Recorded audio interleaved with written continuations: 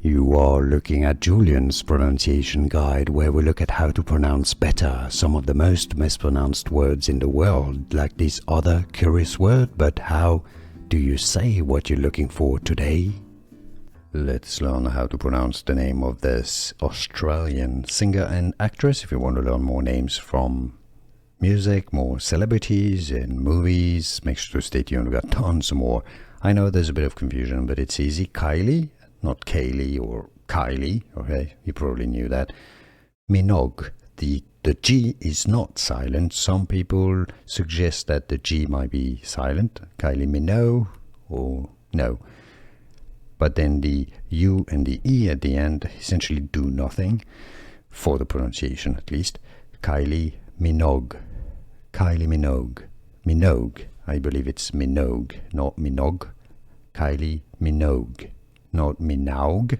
Minogue. Sorry, it's a bit confusing, isn't it?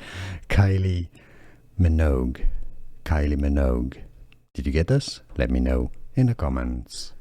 Here are more videos on how to pronounce more confusing words and names too many mispronounced. Like this video if you found it useful. I appreciate your support. I'll see you soon and thanks for watching.